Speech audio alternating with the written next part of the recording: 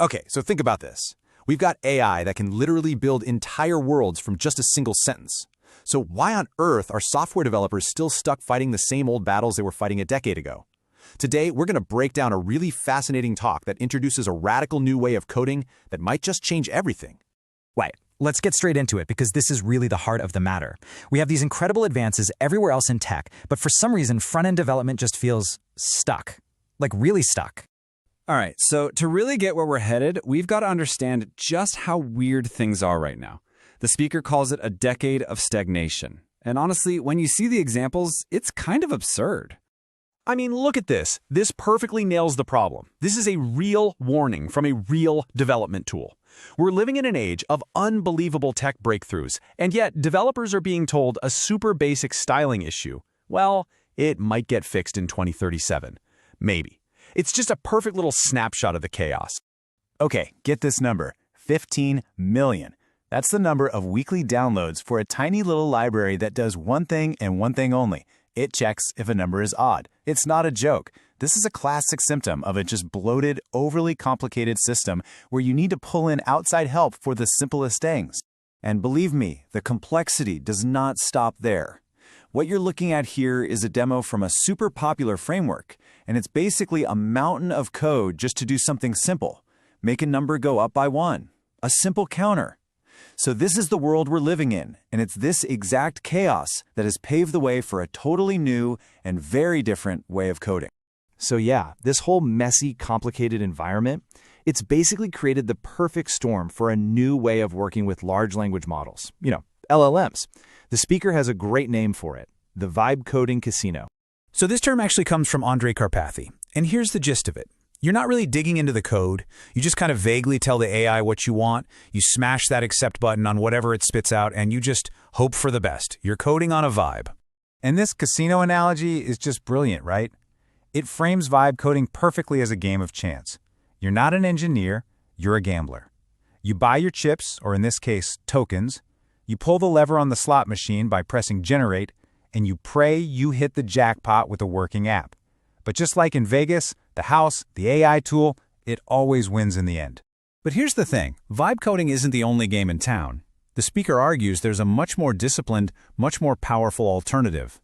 It's time to move on to what he calls vibe engineering.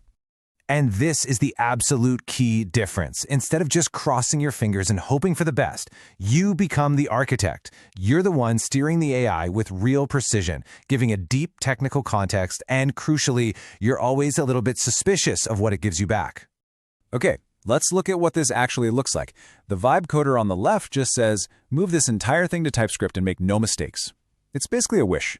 But the vibe engineer, they provide a detailed blueprint. Using the existing TRPC router definitions, refactor the user settings module. Make sure all the types are inferred correctly. See the difference? They're giving the AI the context it needs to actually succeed. Here's another fantastic example. The Vibe coder is just like, fix the app. But the Vibe engineer, they actually diagnose the problem first. Hey, there's a bug in the UI. It's related to state management. Change the pattern in the code to match the new logic from the documentation. One is a blind guess, the other is a guided surgical fix. And this slide just sums it all up beautifully. The vibe coder is basically asking the AI to make me $1 million app. It's like buying a lottery ticket. The vibe engineer, on the other hand, is handing the AI a detailed architectural plan, specifying everything from the Next.js version and the monorepo setup all the way down to the API layer. It's the difference between gambling and actually building something. Okay, so let's say you're sold. You want to be a vibe engineer, not a vibe coder. How do you actually do it? Well, the talk lays out a pretty clear 4-step playbook. The big takeaway here is that this is a very active, very engaged process. It all starts with a solid foundation of good code and good patterns.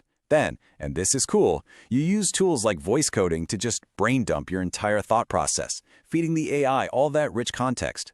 You give it rules, you give it documentation, and finally, you have to stay, as he puts it, chronically online just to keep up with how fast these AI models are changing.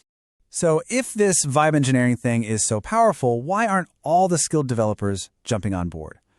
The speaker has a theory, and it comes down to let's say, a very specific and very common type of developer. He has this hilarious diagnosis for what he calls the pain in the ass developer. You know the type. The one who leaves nitpicky comments on a two-line change. The one who literally cannot bring themselves to say, looks good to me. These are the perfectionists who will argue about tabs versus spaces and refactor your code for a tiny performance gain that no one will ever notice. Their resistance to just letting go and moving fast means they really struggle with these new, super high-speed, agentic workflows. But here's the thing. Whether that perfectionist developer likes it or not, it might not even matter. The fundamental nature of software development is already changing. We're moving into what the speaker calls an agentic future. So this is the workflow we're all familiar with, right? A task gets assigned to a person, let's call him Josh. There's some back and forth, some collaboration, but then, life happens. Josh gets sick or he takes a ping pong break. The task eventually gets done, but it's slowed down by all these very human delays. Now look at the future workflow. The task gets assigned directly to an AI agent. All of that human latency, the sick days, the distractions, the breaks, it just vanishes. The task just gets done instantly. And this leads to a pretty wild, kind of ironic prediction about what jobs will look like. As AI gets better and better at building all the new, shiny stuff, the most valuable and maybe the highest paid human skill will be maintaining the old, messy, legacy systems that the AI just can't figure out. And to make this point, he brings up this amazing example from back in 2017, a company of senior engineers who called themselves the Cobalt Cowboys. These guys were legends, masters of ancient COBOL code. Their tagline even boasted they'd been around for 237 years. But then comes the punchline. When he went to update his slides for this talk, he checked their website, and their About page is just gone, vanished. Even the ultimate legacy cowboys couldn't escape how fast everything is changing. So we'll leave you with this final, darkly funny piece of advice from the talk. It's obviously a joke, but it points to a really provocative question. In a world that's increasingly run by predictable, instruction-following AI agents, could the most valuable human skill be the ability to be unpredictable? To just ignore the instructions? Definitely something to chew on.